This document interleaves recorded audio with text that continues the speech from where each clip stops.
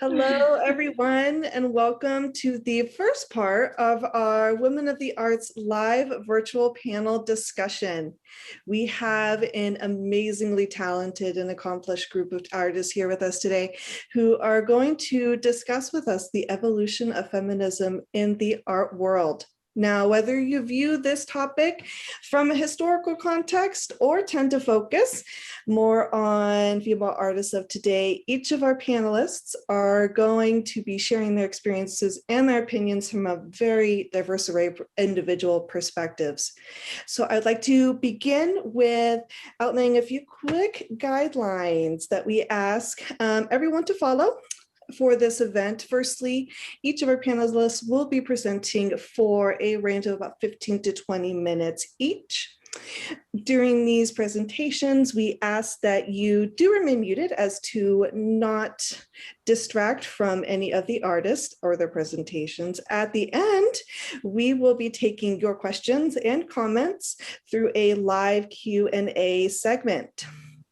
So, of course, we will only be able to take live questions through the Zoom, so put that Zoom link in there, and we hope you can join us on here, whether you're joining us on Facebook or YouTube. And we ask that you please be respectful and courteous, of course, through everyone at all times. So please note that you, let's see. You can find more information, guys, about our panelists in the museum itself posted in the comment and chat boxes right below this live stream.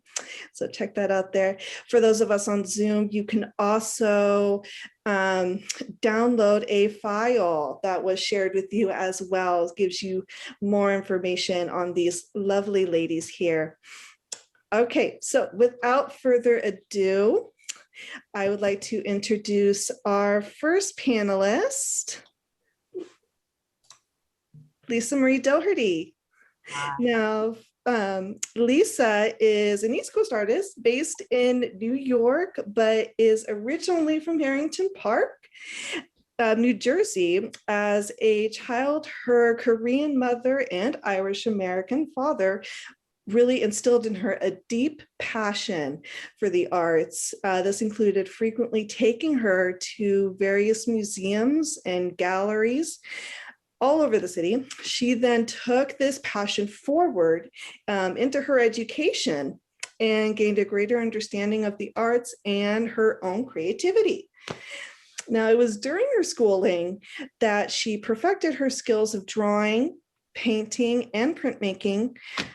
Her art then grew bigger and incorporated materials such as fabrics, metallic paints, metals, and paper materials, just to name a few. These materials are then recycled to create artwork that is both natural and cohesive in nature, all done in an aesthetic manner. Ayama was also honored to have displayed select works by Lisa in our Tendergold exhibition, which took place last spring. And so it is my pleasure to present Lisa Mee Doherty. Hi, Lisa. Hi. Thank you so much, Katrina, for that wonderful introduction. I am honored to be here, really. Thank you so much for even having this conversation about women in the arts, and I'm honored to be with my other wonderful artists, Christine, Cindy, Marissa, Sharon. They're phenomenal. I encourage everyone to look at all of their social media and website. They're extraordinary artists in their own rights. So today, I just wanted to talk not just about my own art. The disparity in the art market between genders is probably the worst it's ever been. I've done some research on the internet as well as ArtNet and auction indexes, and discovered some pretty shocking statistics that I'm going to share, just a couple of them right now before I start my presentation. One of which is that $400 billion was made in art sales alone between 2009 and 2019 in the top art auction houses. Of those art sales, 2% were accounted for women artists. The rest were men. As well as in the United States, it's wonderful that Women artists now account for about 45% of all visual artists now. The downside is that women artists earn 74 cents for every dollar that a man artist makes. We are severely underpaid usually and underrepresented in museums all around the world as well as this country. Now, things are better. There is hope. There's a fantastic museum in Baltimore, Baltimore Museum of Art, announced in 2020 that they will only be collecting women artists from now on. So there is an art as trophy approach that now dominates the art market. And art that speaks to the soul in a meaningful way is often overlooked or undervalued. So I'm going to begin today, before I speak about my own art, if you don't mind, about two women artists that I find fascinating. Their stories are remarkable, and I just want to share with you their narratives as well as some imagery. So if you don't mind, I'm going to share my screen and show you the work of Augusta Savage.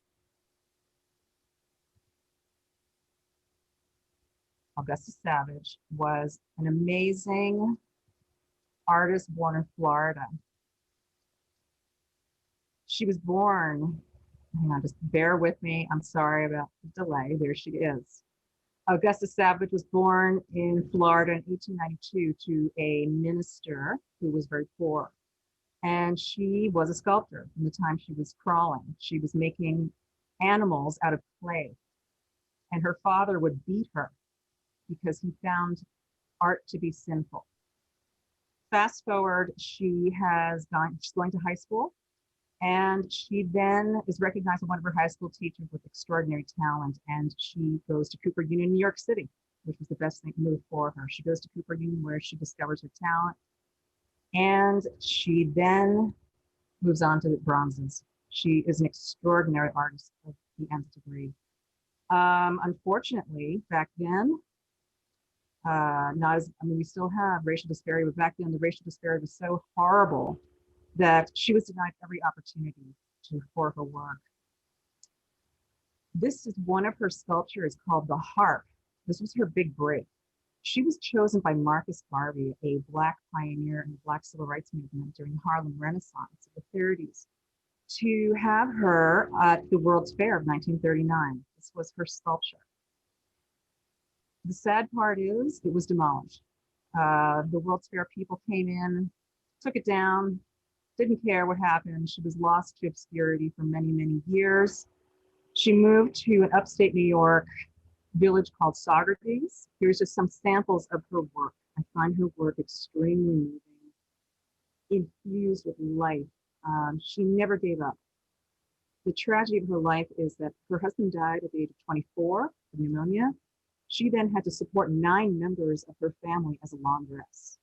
She worked day and night for 10 years, and she still kept making her art, making her sculpture. She then applied for a scholarship to study in Paris, which she actually won. When the committee found out that she was Black, they took it back.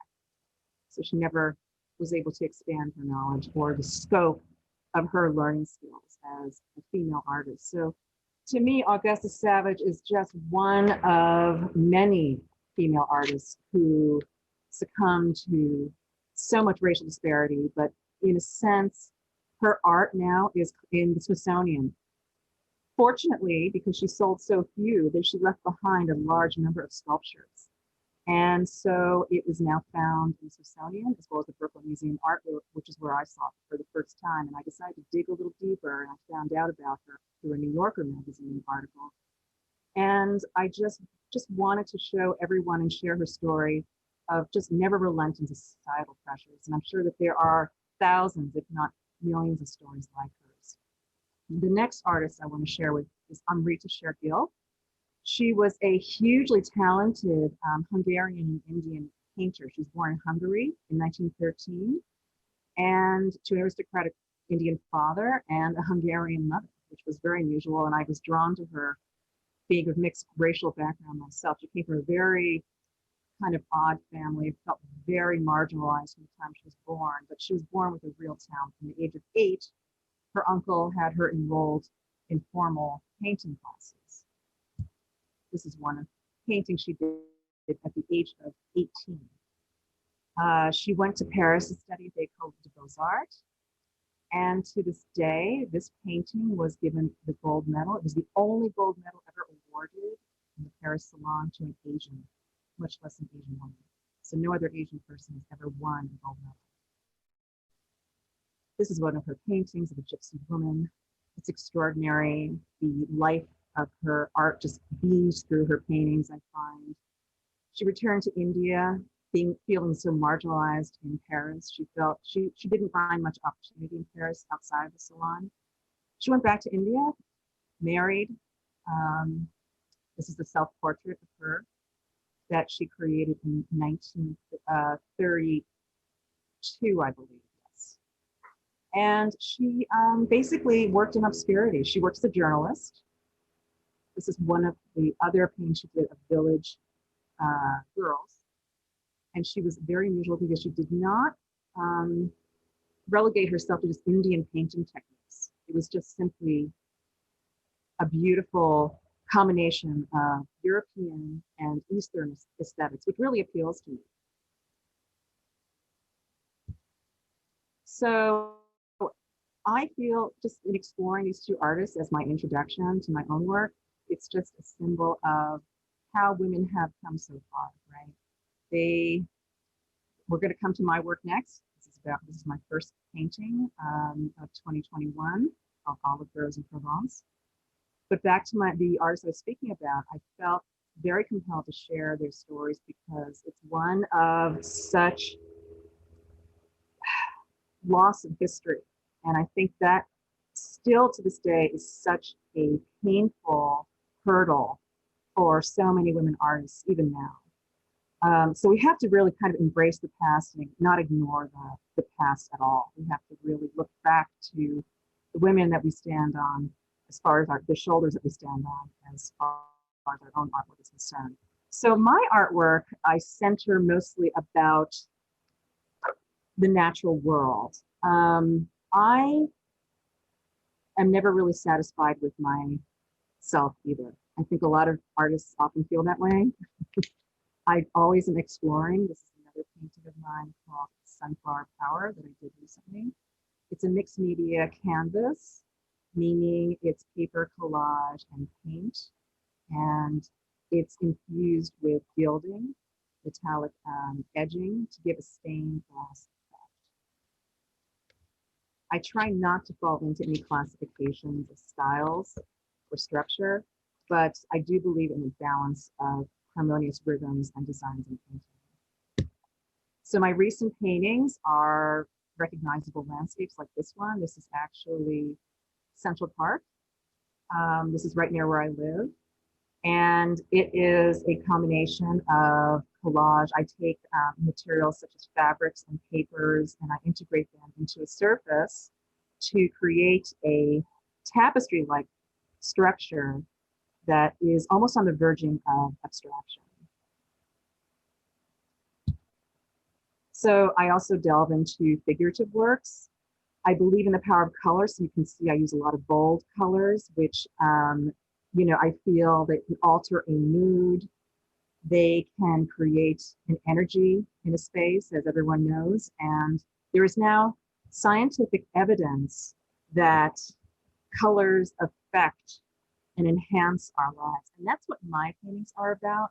I really wish for my audience to feel uplifted and joyful.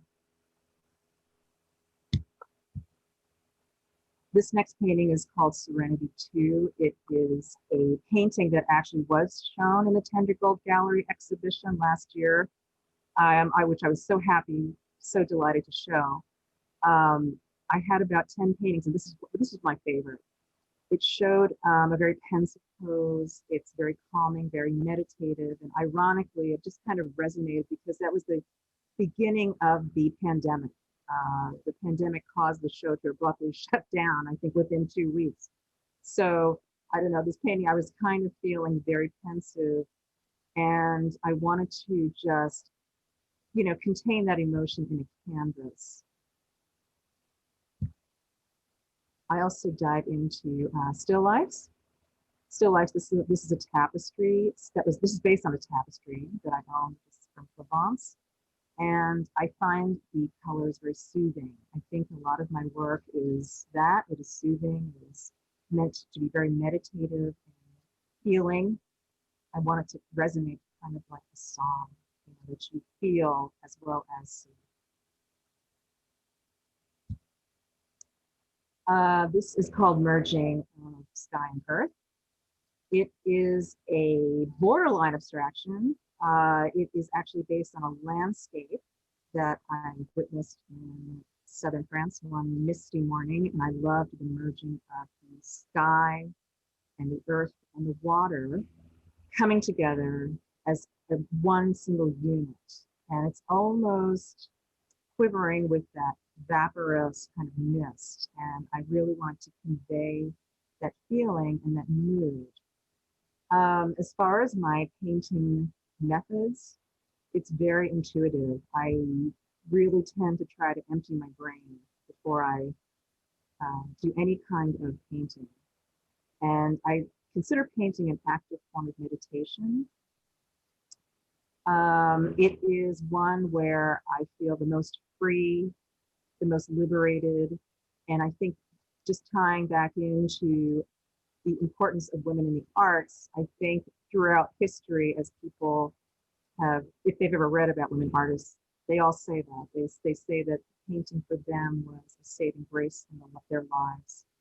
Fortunately for us women, we are living in the 21st century where we don't have to attend to parents and husbands and families constantly nagging us. We have choices. We have all of this at our facility. And I think with the internet and the advent of social media, this has enlarged the scope and exposure of women artists as never before.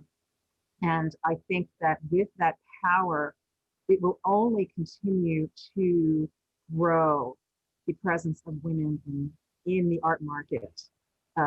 It's an art market presence that is sadly minute at the moment on a large scale. You don't hear about record-breaking artists except for some big names, Cindy Sherman, Kara Walker, political statement art. But I think once the social media, as we're witnessing now, takes over as the new platforms, as the new venues, that women artists will have a stronger voice, will have a stronger presence, and will be in the consciousness of more buyers, and will be more liberating and more comforting for those buyers to see them out there in the public. Wonderful. Thank you so much, Lisa, for sharing those artists who have inspired you and sharing some of your beautiful work with us. Let me introduce our next panelist, which will be Miss Cindy Jean.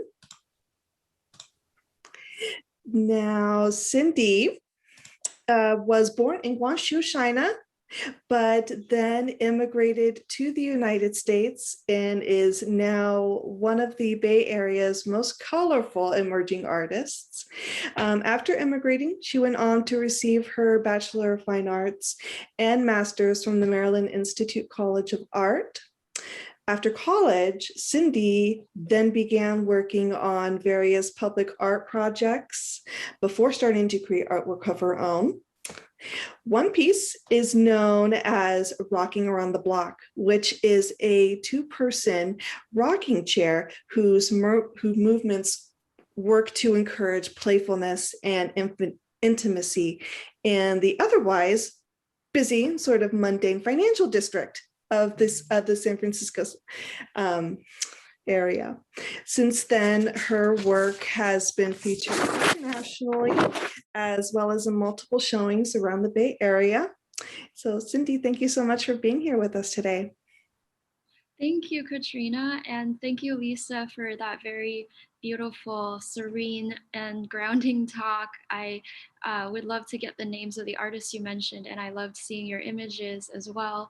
I have some questions for you, which I'll save later on in the talk. And thank you so much for just highlighting the role of women in the art market as well. I really benefited a lot from hearing that. And for my talk, I have a very kind of personal sort of slideshow that's images of my own work that I've created in the last couple of months that I would love to just play and like run through in the back. And I invite Katrina to dialogue with me if you feel like to kind of discuss more about the role of women artists now and kind of the spectrum of emotions that we kind of hold space for as women. And actually, I just want to open it up as really more kind of interactive kind of Q&A session. So whenever anyone would like to kind of jump in, we can feel free to do that. And a little bit about myself. As Katrina mentioned, I was born in Guangzhou, China, which is a Cantonese speaking region in China. It's in the south, the deep south actually. And my mother, she's actually from Wuhan, which is a region that's kind of closer to the center of China. And it's like geologically located by the Three Gorges, which are these kind of like it's like this mountain range with the Yangtze River running through.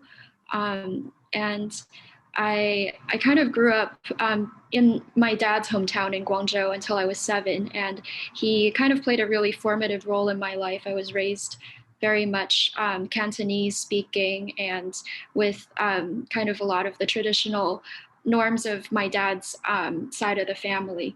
But as I've kind of matured after graduating and returning to the Bay Area from Baltimore, Maryland, where I studied at MICA, I've kind of discovered a little bit more of my mom's side of the story and my mom's kind of heritage and lineage and history. And with hearing her side of the story and hearing where she's from and some of her childhood experiences, I've been really kind of moved to, I guess, reminisce about this homeland. I left China when I was very young. I was 7, and I kind of grew up in a Western kind of like society, and listening to my mom's side of the story kind of like opened up a whole slew of emotions and questions that I never really knew before. And I created this piece, Prosperous Peaches, after talking with her at length about some of her childhood and some of the trauma that she also experienced from her mother, which was my grandmother, and kind of thinking about this symbol of peaches as a fruit that is super juicy and a fruit that brings prosperity and wealth and abundance through the symbolism in the Chinese culture. I took this picture of the peaches in my mother's backyard where she has a peach tree, and they're actually wild peaches. And I kind of wanted to, kind of pay homage to her and to that sort of more unspoken side of the family. And so Cindy, do you think looking at your mom's story beyond the kind of subject of your work has how has that kind of played into the development of you as an artist? That's a really great question. Relationship. I think, hearing about my mom's, like a lot of the challenges that she had to go through, she's 56 now, but she looks great. If you look at us, we look like twins. Like her skin is like super, I don't know what she has, like just amazing skin, um, and she takes care of herself really well. Um, and in a lot of ways, I think there's a lot of when I'm around her, I feel there is this difference between her, because her English isn't perfect English. She has accented English, and she didn't come into America until her 30s, where she had lived like a full life already in China. And there is a lot of disconnect between me and her due to our different cultural values. And a lot of my art comes, a lot of my paintings and kind of the development of my art style comes from this place of rebellion that I think kind of originated when my values started to shift from my mother's at a in my teens. And kind of it's kind of continued this like rebellious spirit in me of kind of like rejecting some of the I guess like rejecting some of like the conventions and traditions of painting. And I think this work, which is not one of my paintings, is kind of a foray into kind of like melding back into something that is maybe a little bit more traditional and more representational and more pleasing and more aesthetic. In my painting work, I was very much interested in exploring this anti-aesthetic of this space, where I wanted to incorporate like the use of found materials and trash and leaves and organic matter, and just basically, I guess, act from this kind of wild child kind of space. And I think that spirit kind of originated from the splitting of cultural values between myself and my mother when I was young, and has been I guess a very central point in my development as a painter. I guess this is kind of like the start of maybe like the painting section. Oh yeah, and this one I created kind of at the beginning of the pandemic, and was a collaborative effort between me and Marlon Sangraningam, and we did this. He's a typographer and street artist, and we kind of played on how to incorporate words into the art. And at the time we didn't really know very much about Corona, and it was just very devastating and such a huge shift in our lives. And it was kind of this painting was actually kind of embedded with hand sanitizer. I have the video of making it, where we made the piece, and then if you can see here, there's like a hole burned into the eye of mortality, because the second part, after we kind of completed the painting, we set the piece on fire as a kind of release of this new sort of like, I guess, like time period that we were entering. And yeah, this is another one that is not shown yet, but it is a mixed media piece. I used spray paint, acrylics, latex, glitter, and kind of like a variety of different techniques to create this composition. And yeah, here it is. So Cindy, first on going back to the painting you shown before, this one, the symbolism that, incorporates within, each of your work is something that really grabs me personally.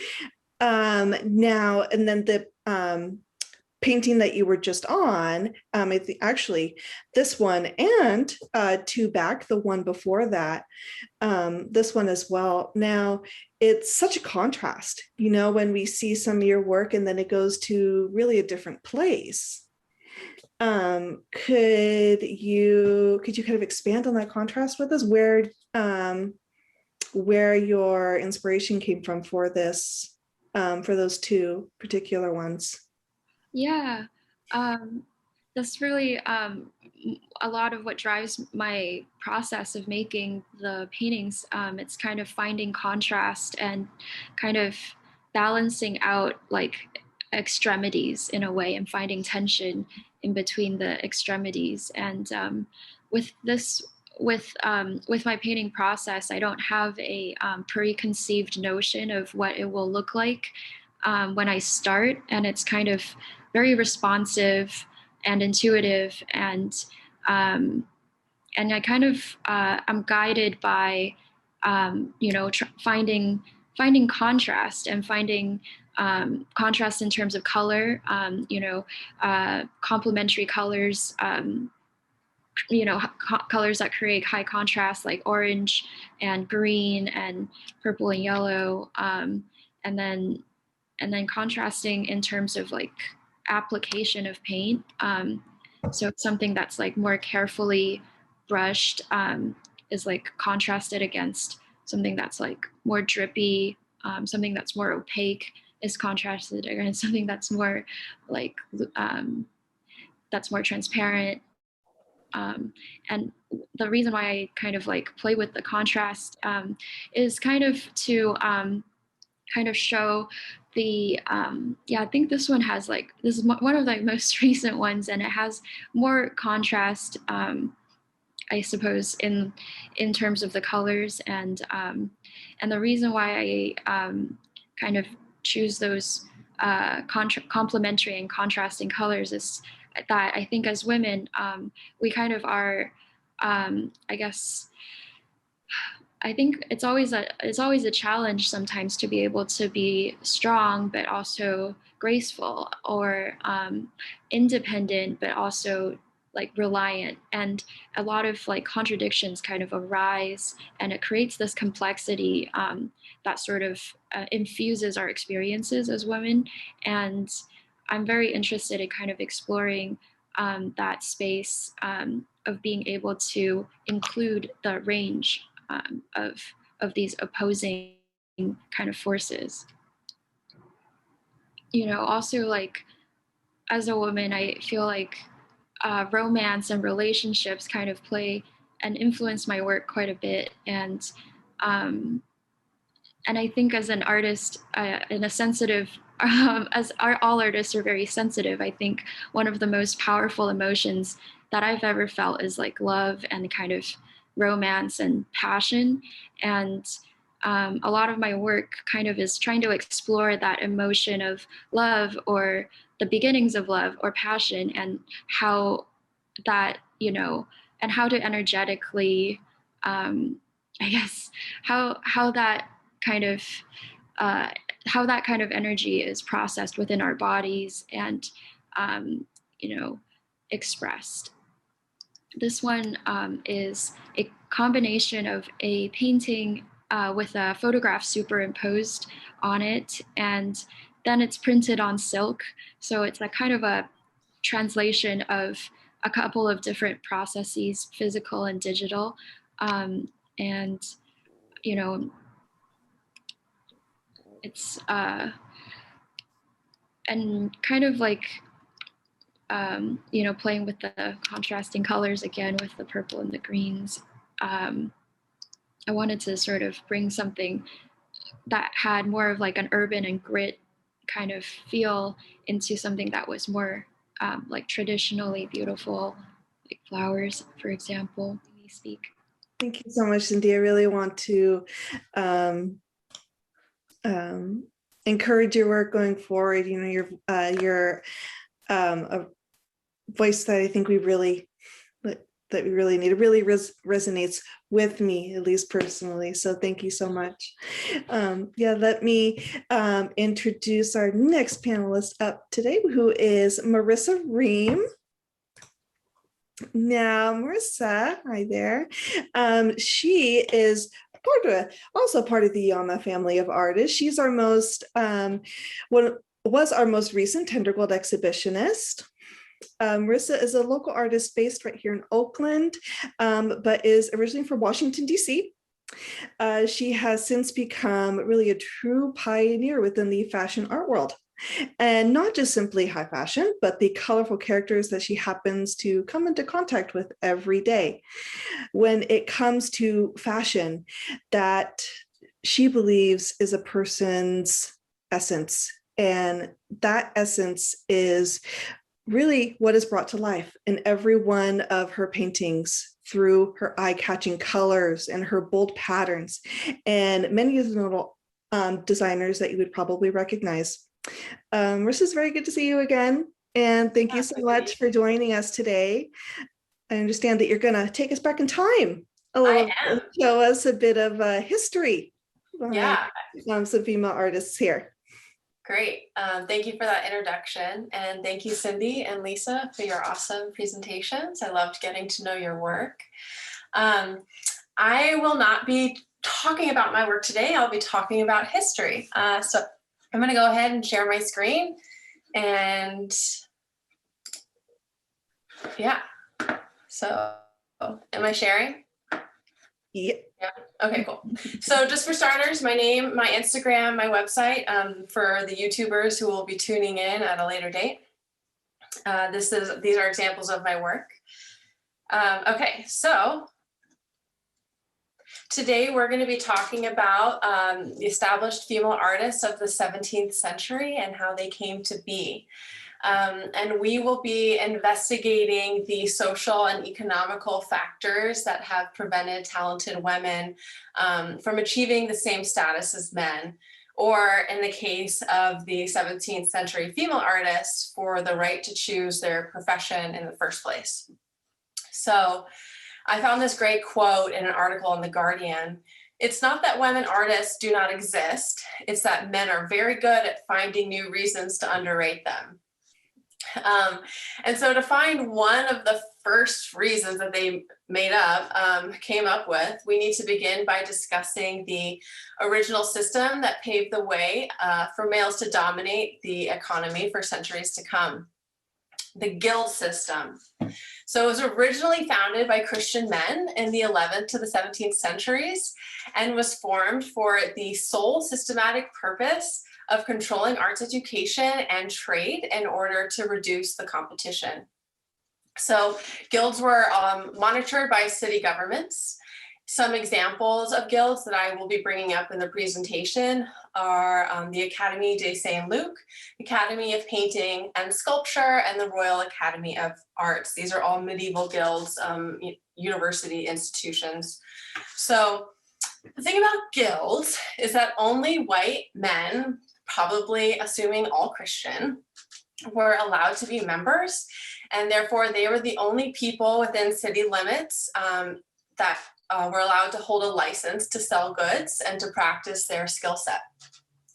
So the members had complete control over market pricing, hours of trade operations, and the number of apprentices a teacher could have. Again, in order to reduce the competition, there was a lot of regulation. So this made it impossible for tradeswomen and immigrants to run legal businesses because they were intended to be eliminated from the market. I mean, I'm almost flattered that they thought that women were, competition, like they were worried that we would eclipse them, because it's so true. Without the formal arts education and access to the training system, female artists were barred from selling their paintings, with two exceptions. So a husband in a guild, if he passed away, then legally the wife was allowed to take over the trade and run the business. And the other exception are daughters of guild members. So the daughters of painters were the only female painters from the Renaissance era to access arts education and were able to become professional working artists, which sort of blows my mind. So that brings me to, how did you discover painting? Are you the daughter of a painter? I'm not. As far as I'm aware, I'm the only artist of my family, with the exception of my great-grandfather, who painted landscapes every so often. And so it's amazing for us to consider that if I'm assuming your fathers aren't painters, if they are, that's super awesome, but we would never have gotten to know our passion, which is sad. Oh, yeah. Okay, so the following women, I have 5 women that I'll be talking about, exemplify why contemporary feminist artists strive for equal treatment. So these women are the reason that we fight to change long-standing institutional policies from the guild system that are designed to favor the male artists. Elisabeth Vigee Brun, she's a French portrait painter, first taught by her father, Louis Vigee, who was a member of the Académie de Saint-Luc. In 1790, Elisabeth became a member of the Academy thanks to her father's standing, which led to her first exhibition. She became one of 15 female members of the Royal Academy of Painting and Sculpture to be granted full membership between 1648 and 1793. So she was not only a member of the Académie de Saint-Luc, she was a member of an artistic academy in Italy and at the Academy of Fine Arts in St. Petersburg, Russia. So once she got in, to an academy, she was in the system and she was highly respected, and that's why she's one of the leading artists of the 17th century. So one of her most prominent clients was Queen Marie Antoinette. She actually painted about 30 portraits for her. So that's pretty incredible. And her current museum collections are the Metropolitan Museum of Art, the Getty Museum, Kimball Art Museum, Philadelphia Museum of Art, and the National Gallery of Art. I think it's important that I list where their paintings are currently in collection so that we can see, how they're respected, valued throughout time. So on the left, we have a self-portrait of her painting one of her 30 paintings of Marie Antoinette. On the right, we have an incredible painting that she did, like, are you kidding, of Marie and her 3 children. And the son there is lifting up a cloth, showing an empty cradle because unfortunately she had a child who was lost recently. The next artist is Elisabetta J. Sirani. She's an Italian Baroque painter, professionally trained by her father, Giovanni Sirani, who was a painter who studied under a couple very renowned teachers. Incredibly, she started a school for the arts. There isn't really much information to gap these 2 bullet points that I have, but regardless, her success is admirable. So she started a school for the arts, which was inclusive of women, regardless if they were daughters of painters. She trained women and men, becoming a better teacher and painter than her father, thus eclipsing his career, which was one of his major concerns. So this is an interesting story. In 1654, she took over her father's business when he became incapacitated with gout, making her the primary breadwinner for the family through student fees and portrait commissions. This part I find depressingly comical. So she died a year later, that's not comical, under suspicious circumstances, and one of the theories suggested that she died of a ruptured ulcer due to the intense stress of financially supporting her entire household, which, y'all, like, come on. Like, are you kidding? Just the thought that stepping into a man's role would be so much pressure that she would literally crumble to her death. I mean, talk about discrimination. On the left here, we have a self-portrait, and on the right, we have a just gorgeous, unfortunately low resolution image of a painting that she made, just stunning. Our next artist is Sofonisba Anguissola. She is an Italian Renaissance portrait painter. Really amazing. So she is the daughter of a nobleman. He actually wasn't a painter himself, but he was a nobleman. His name was Angelica Kauffman, and through his connections, enrolled her in very good schools and sent her to study under the painter Bernardino Campi, a teacher at his own prominent family-owned artistic studios. And the Campi family was considered the most talented family in Cremona, Italy at that time. So because of her father's standing in society, he gave her these opportunities to work under and to learn from incredible teachers. So that was a huge privilege that she got. Even with that privilege, her training was incredibly limited because during this time, women weren't allowed to paint the male nude from life. It was considered, you know, it's going to risk their modesty, and they just couldn't handle it. So because she was a woman and she could never study the male anatomy from life, she could never undertake multi-figure compositions required for large-scale religious and history paintings. So she was limited in her skill set to portrait painting.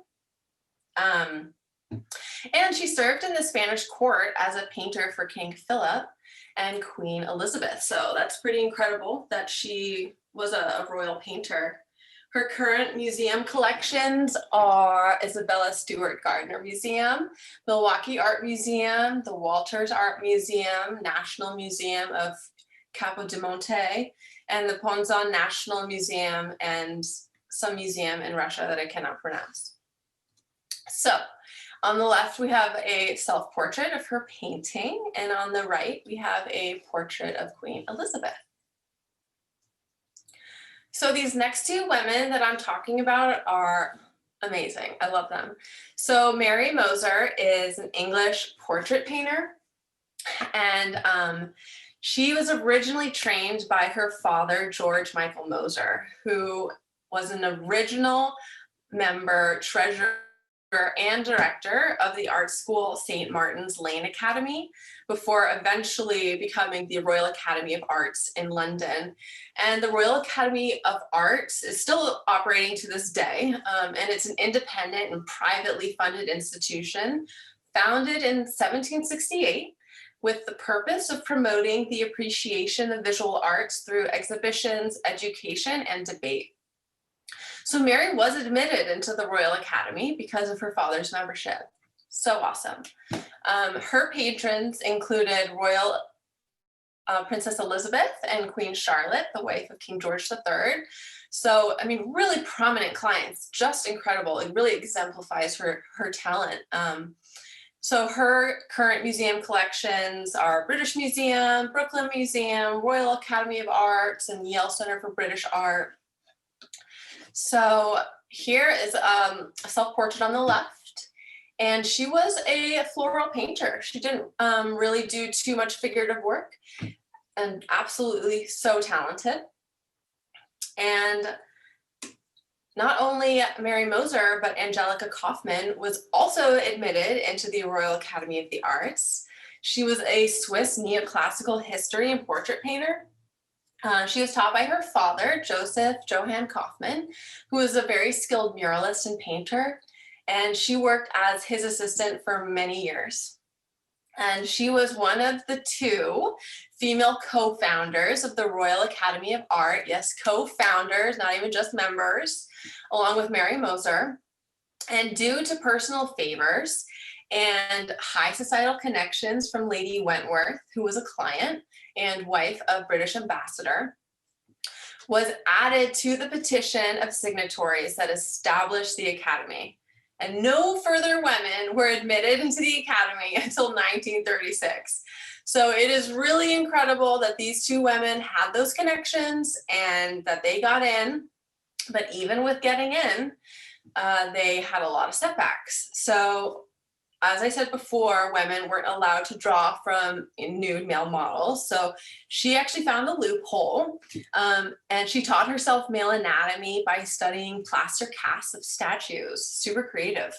And so, but unfortunately, her lack of formal training with the male figure is actually really evident in her work, because she paints very feminine limbs and gestures, which I'll show you. Current museum collections: Angelica Kauffman Museum, National Portrait Gallery, and of course the Royal Academy of Art, which I didn't put down for some reason. Here is a self-portrait of her on the left, and on the right is a great example of a work that shows her lack of training. I mean, you can actually see the very feminine hand gestures and the long, dainty limbs of the men. And so it's, even though she was an Academy member, she didn't even get a full education. So this painting trips me out. It was a painting made by Johann Zoffany of all of the Royal Academy of Art's founding members. And since there are two, as you can see with my cursor, male nude models sitting for this portrait, Angelica and Mary were not allowed to sit. So they were included in this member portrait by putting their faces on the wall. So here we have Mary and Angelica. Oh, so sad. So not only were they not allowed to be, a part of this picture, but they were also banned from attending committee meetings. So in short, it is oppressive institutions, not the lack of talent, that have prevented women from achieving the same level of success as men. But here's a question. If in the 21st century, women major in arts in higher proportions than men, why is work by female artists still valued less than the work of male artists? Because times have changed. Why hasn't everything caught up? Here's a good example of a graphic of the price medians between genders and how men's prices are typically a little bit higher. And I think I might have an answer. So feminist artists seek to rewrite a falsely male-dominated art history. The goal of 20th and 21st century feminist artists has been to influence cultural attitudes and to transform these stereotypes that we've just spoken about. And it has created opportunities and space for women and minority artists to exhibit in spaces that didn't already exist.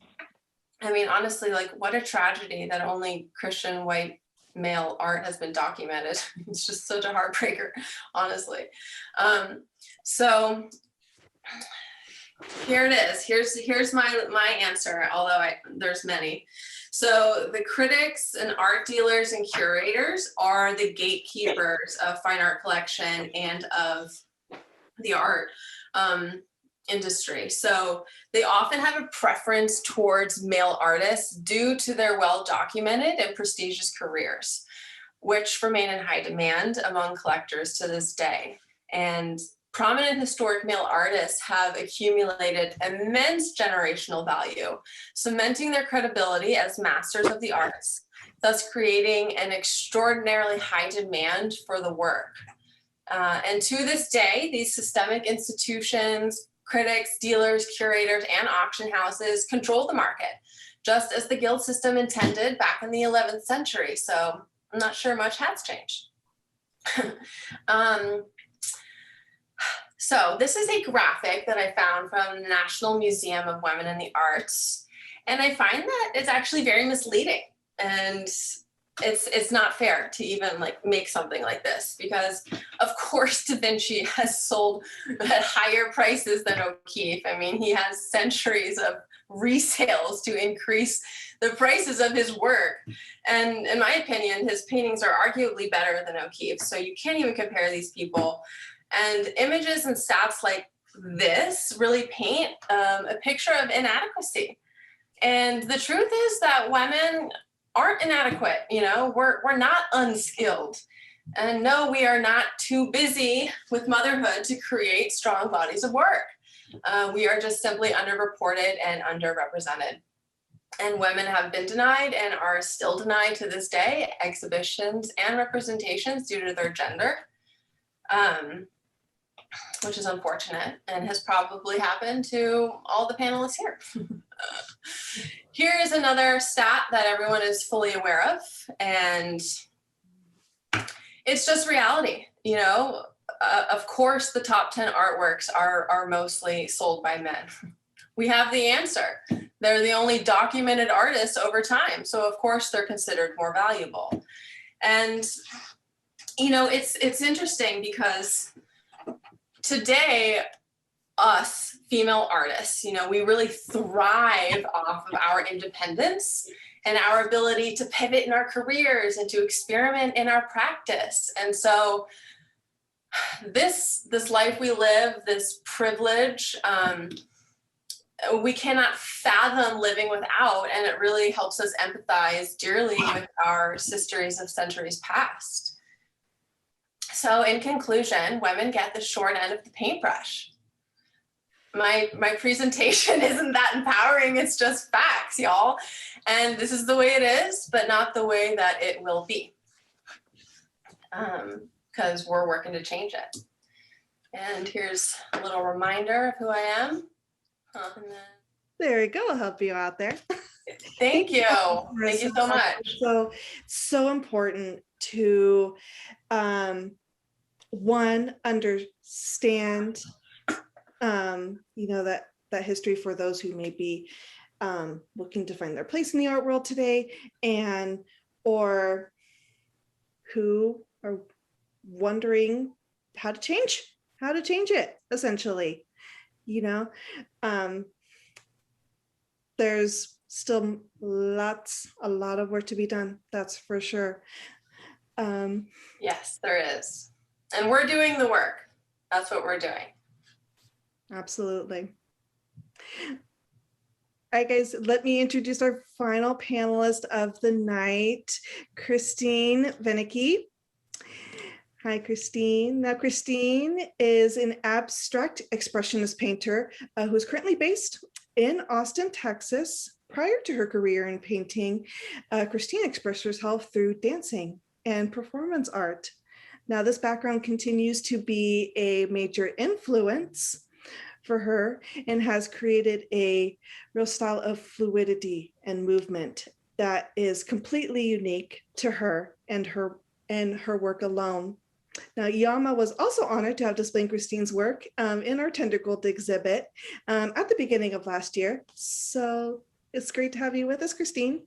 Thank you. And thank you for having me, Katrina. And it's wonderful to be among such great artists and fellow panelists. Lisa, Cindy, and Marissa, I all really enjoyed your shares and your insights. So I wanted to kind of focus a little bit more on the personal elements of my art and kind of my experience, I guess, of feminism in the art world. My background's a little bit different. I grew up in Houston, Texas, and as Katrina had mentioned, I started off in the world of dance. So I was a ballerina for 13 years. And I like to joke that I took the next logical progression and I decided to pursue a career in finance. So I went to New York University and I got my degree in finance and international business. From there, I worked on Wall Street for 6 years. Just the pressure, the burnout started mounting, and I really wanted to seek something with a better work-life balance. I also was a competitive marathon runner and have completed 15 marathons and 26 half marathons. And so California seemed to be a more conducive environment for that. I also left New York around polar vortex. So I was happy to get out given the strong winters there. So I went out to California and I ended up working at a startup focused on mobile gaming. And my running career came to kind of an abrupt halt. I was suffering through fatigue and my training just wasn't responding. I wasn't having the type of workouts that I knew that I should have been achieving. So I pulled back. At the time I started dating my now husband, and we went to go visit his family in New Mexico. And so kind of searching for something to kind of fill the void, I started painting with my current mother-in-law. And she's phenomenal, just the pieces that she produces. And she was like, well, why don't you just, participate in painting? And I'd always loved art, and I've always gravitated towards the abstract. So when I was in New York, I loved just going to the MoMA. I liked the pieces that people, I guess, wouldn't naturally have a level of attraction to. Those were the styles that I really appreciated. And so being encouraged by her to paint, I sat down and I painted this awful piece. It was terrible. And I wanted to throw it away, but my husband was like, no, keep it. This is your first piece. And he was so proud and so supportive and just encouraged me to do more and more work, which eventually came to kind of refining, I guess, my own style, which is a version, I would say, of abstract expressionism. Wonderful. And it seems beyond your mother-in-law, how have the other women in your life influenced you as an artist? So I feel I've just been very fortunate to have the women that I've had in my life. My grandmas who are deceased are very strong women. My mother is a very strong woman. And I was really raised with the mentality that you can do anything that you set your mind to. I've experienced the levels of inequality in many industries, but the foundation that they've established really has helped me push forward through all of that, not to be discouraged by these little moments, I guess, that you would view as like a setback just because, there is still that glass ceiling in certain areas. So I'm very fortunate, one, to have strong women supporters in my life. And also, I think it's important to recognize the male allies that we do have in our lives that are also proponents of, women's rights, women forwarding themselves, and also the equality of women throughout. Great advice. And how do you see the future? What do you have any additional advice, or how do you see the future of female artists? I think it's important to have conversations such as these, just shedding light on the fact that issues such as these still persist and having conversations. I also think it's very important for women artists to continue to support women artists and not put one another down. I think that's also something that is much needed in addition to our male counterparts acknowledging the equality that's also there. I think something in my art that I wanted to convey too is, although there are complexities seen, I like people to look at my art and I like them to be happy and I want them to feel empowered. So those are the two main things. And I love the 80s growing up. And so just think of, like MTV classics and, like the Lisa Frank colors. And that's kind of been a little bit of inspiration for my work. I like to paint with like very vivid, very bright colors and statement pieces. And I think also through our work, what we can express also will help, I think, the process and promoting women. Just the quality, also the messaging behind our work will help to kind of level the field as well. Yeah, I agree. Now, stylistically, it's really interesting to see how that's evolved as well. Looking at more classical styles versus how the role has really, with of art within society itself has kind of changed.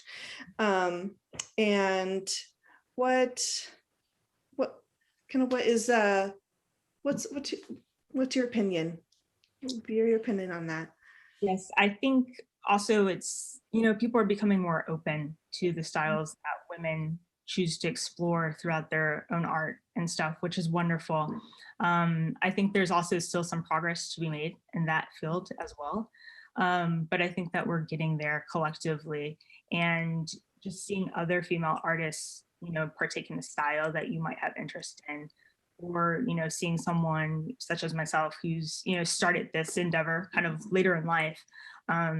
It's kind of really something that I feel should empower women as well, that, there's no kind of limits in terms of what we can or cannot do, whether it's the style, whether it's, a particular piece that you set out on doing.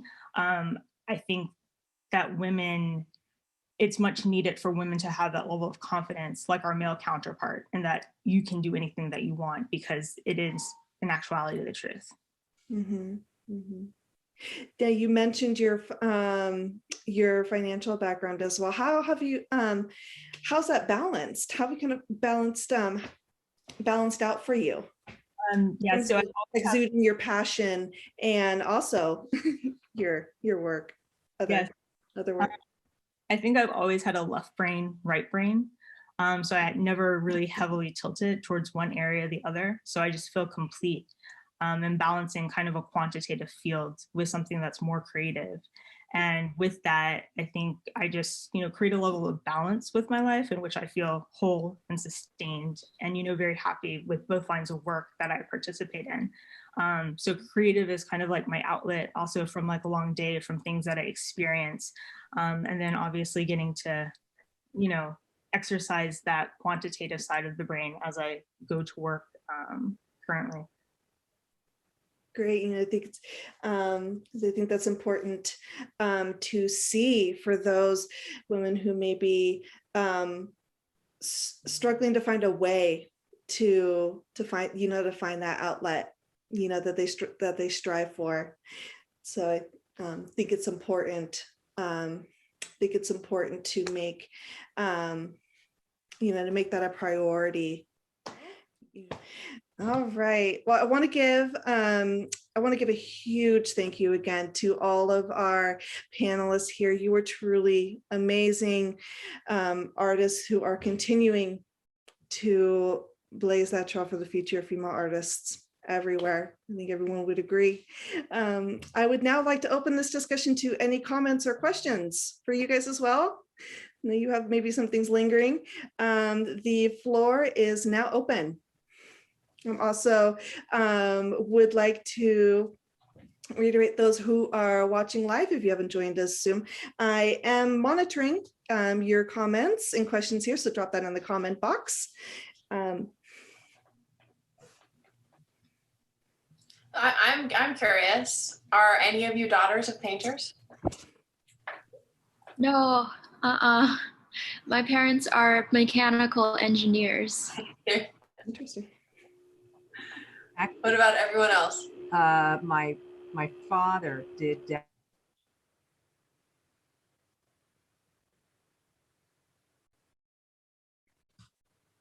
Oh. Being very poor, though, during the Depression, he came here to New York and studied at the Art Students League. So my father just feels kind of like it's been passed along. That's great. But I have to say, you did an amazing presentation about the scope of the historical relevance of how women have been stopped at so many points. And you're absolutely right that it continues. It continues because the gatekeepers, as you said, dominate the allowance of new and emerging artists who are female into the market, and yet they remain mostly male.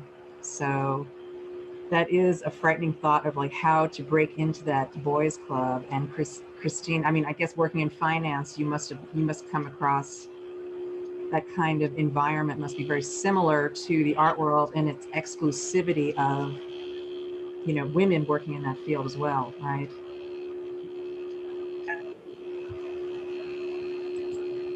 It's like there's all this space for men, but then there are a few limited spots for women. And I think like that's just the mentality that's pretty rampant in just quite a few industries. And so, like I said, having conversations like today, and I really appreciated also Marissa's presentation and highlighting a lot of those facts. Isn't it just incredible that you had to be a daughter of a painter to make it? And it blows my mind because, like, if I were the daughter of a painter in the Renaissance era, I would probably hate painting the way that they painted. You would have to paint so realistically, so perfectly. To me, that's so boring. You know, maybe these women that were painters would have preferred to be mechanical engineers. You know, maybe they didn't want to be painters. It's just crazy to wrap my head around. You know, what I find interesting is to see the kind of social the social status or kind of social symbol that it still used to represent for males, for men in particular, and only through those status were women able to, I guess, piggyback onto that, you know, to get noticed. Yeah, absolutely. And just to kind of like, you know, Marissa, you had this amazing slide in your presentation comparing Georgia O'Keeffe and Da Vinci. And it's sad to see like the difference, but at the same time, Georgia O'Keeffe is one of those kind of exceptional cases of like female artists who kind of forged her own way. And I actually did a little bit of research into her life recently. And, you know, she was actually kind of the first modern American painter who sort of blazed the trail, per se, for other more contemporary female painters to come onto the scene. And there's a lot of intrigue about her life and work, but she was first brought to prominence by a male, you know, speaking to what Christine said with male allyship. You know, she was brought onto the scene by a much older, more established gallerist named Alfred Stieglitz. And you know, they became lovers. He divorced his first wife and, you know, became, you know, involved with Georgia O'Keeffe, and they were married, and she relocated to New York to be with him, but ultimately found the relationship stifling. So she left the New York art world and went off on her own to the middle of nowhere in New Mexico, to Taos, New Mexico. Ghost Ranch, I've been there. Oh, nice.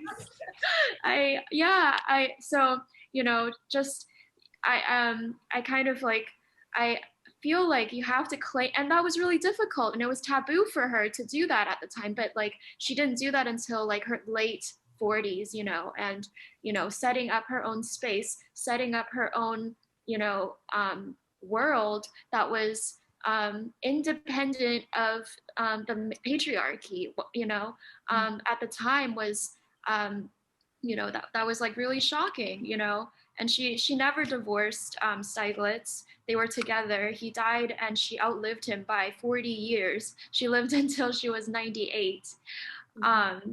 And she would be, you know, her work just grew so much better when she was working in isolation. And, you know, I'm very much, I kind of like looked at the trajectory of her life, and I had so many questions about, you know, as women, like, and she never had a family, she never had children, you know, and that was something that Stieglitz kind of, they talked about it. She always wanted a family, but then Stieglitz, her partner, was like, well, if you have a family, I'm afraid that would draw too much attention and time away from your work. So he kind of actually discouraged her from even going to do that. And, you know, not that that was his decision to make, really. But, you know, just kind of thinking about like the scope of her and using her as an example, like what are the limits that you have to set for yourself as a woman artist in order to be able to, I guess, capitalize on the limited time that you have, and to work and to focus on the work and to develop it and get it to that degree, you know? And like, you know, I just kind of, I'm kind of posing that as like a, I guess, open-ended question, because I don't know the answer to that, you know? And And you know, with O'Keeffe, like she is still kind of like also very much, you know, a lot of people talk about her work as this like over hypersexualized kind of depiction of female genitalia. You know, she does she's most well known for these enlarged portraits of flowers, and you know, the whole like promotion of her work is kind of around her sexuality too, you know. And that, you know, that was all very much like wrapped in a part and package of her as this artist, you know, her as this female, her as this like sexual object almost, you know. And I find that very troubling, but also, you know, I raise the question of like what how are you supposed to kind of navigate this art world where it is so dominated by the white gaze, by the male gaze, by the patriarchy, and present yourself as, you know, and you know, how do you present yourself, you know, I guess is more of the question. How do you you know, deal with the professionalism that comes with being a minority artist, being a woman artist, and like cater also to those systems that are already in place, you know. Mm-hmm. It's great to mention kind of the minority aspect too. I think, Cindy, because not only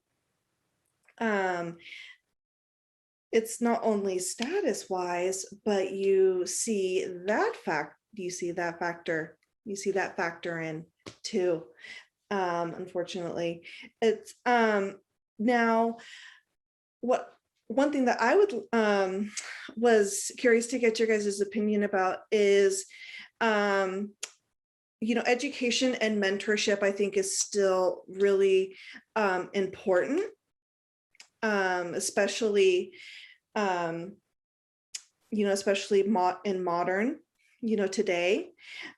How do you think, what, you know, you guys have studied what work can be done there, you know, or what not just in the female scope, but in general, do you think more could be done in early education for youth who are looking for that, you know, for that drive, and to you know, they have that passion lingering kind of within them, but they don't know how to utilize it yet. So what would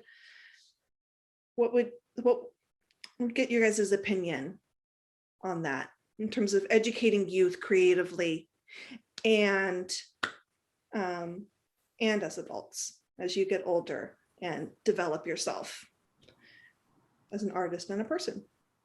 If I can jump in on that. Yeah. So here in New York, as everyone knows, like everywhere, we've been hit very hard with the pandemic. And I'm going to be volunteering with Big Brothers Big Sisters here because there are now 4,000 children in New York City alone who lost a parent to COVID. And we have found that we're trying to get donations, we're gathering art supplies, but it is the most vital exercise in a young person's life is to express themselves unhindered. I mean, Christine, you mentioned, like, you know, you just without free reign, you just dived into painting. Well, a child should be encouraged from that moment on to not be directed, not be taught anything. I think it's an extremely healthy outlet, and we're finding great success in all age groups, but particularly the young ones who are 5, 6, 7 years old, who cannot put a voice to the hurt that they feel in their hearts and souls to losing a parent. I lost a parent at a very young age. At 12, I lost my mother to cancer. So I remember diving into my own painting just to get rid of that pain, which lingered my whole life. And you're right that it has to be constant. It can't be haphazard. It's got to be a consistent practice, and something that, you know, you don't give like a parent a guidebook of how to be a parent. You don't give an artist a guidebook either on how to be an artist. It is a very intuitive process, but it's very empowering. And especially for young girls who feel marginalized in classes, who feel left out, I think it is probably the most potent form of direct expression of their soul. Thank you. Yeah, absolutely. On that subject, all right, let me jump into a couple of Facebook questions here. The Danielle asks, I'm a new artist who is struggling with finding my medium. What advice can you give me? I would say try everything. I don't know. I feel like it takes a little while, but I don't know, don't limit yourself. I would encourage you to start just, I guess you could start just going to the art supply store, browsing and seeing like what draws your eye, and also talking to people there, talking to other artists whose work you like and asking them, oh, how did you make that? What techniques did you use, to kind of like find and then trying that to see if it works for you. But I know for myself, I kind of arrived at a lot of mediums through experimentation and, through combining a couple of different mediums together to create something. And, I think it's what feels natural to you. And, there's no really any rules around what should be done, what shouldn't be done, To piggyback on that, I think that you should try everything at once. You don't, if you're learning for the first time, trying to discover your medium, you don't need to work on watercolor for a week or a month, and then try acrylic for a week or a month, and then try oil, and then try collage. No, do it all in one painting. If this is where you're starting, I mean, how fun. The biggest thing is to just not set expectations for yourself to paint or work in a certain type of way or come out with a certain kind of result. Because the weirdest, messiest, ugliest art will bring you the most discovery. Mm. Yeah. Just try everything at once, and tools. You don't have to paint with a brush. So there you go, Danielle. Two saying just go for it. Be messy. Try everything. Yeah. Try everything, and you will find what what you're looking for. Question for Marissa: what were your resources for researching these artists? We would like to know how you gained that history. Yeah, so actually I read a few articles on the National Women Museum of Art's website. And also I used Wikipedia, of course. I used Artsy, The Guardian, of that quote, that I pulled from. A lot of great articles that already did extensive research. And so, but I did my own research in terms of coming up with the women. I found the women that I found the most interesting, and tried to like limit, the amount of people, but it was essentially Wikipedia. Real talk. All right, ladies, let's so any closing comments for women getting through that ceiling, that you would like to end on? I think we need male allyship, just like Christine and Cindy touched upon. I mean, we could make our own sororities, just like men have created their fraternities through their entire life, but that just separates us even further. We really need male allyship, or we just need a couple more centuries, ladies. I'm just playing. I think, even looking, at different demographics, there's resources out there, take advantage. I would say we also need people like you, Katrina, female curators. You're the one who let all of us into the Tender Gold. How incredible is that? So women being gatekeepers is also a huge thing, sort of infiltrating the patriarchy, right? And you're an incredible curator. So thank you so much for your talents and for letting us in. Really appreciate you. Yeah, thank you, Katrina, for organizing this and for, letting us be able to share, a little bit of what we do and what our influences are, and to bring us together, in this space. And we definitely like we're doing it. I don't, We are. yeah. We are. Let's end on that note. We're doing it, ladies. Yes. It's happening. Well, thank you. Thank you so much again, guys. Be sure to follow us, follow our monthly events. Sure to tune in to our part 2, where we will have our second panel of ladies who will be having a live discussion taking place this Wednesday.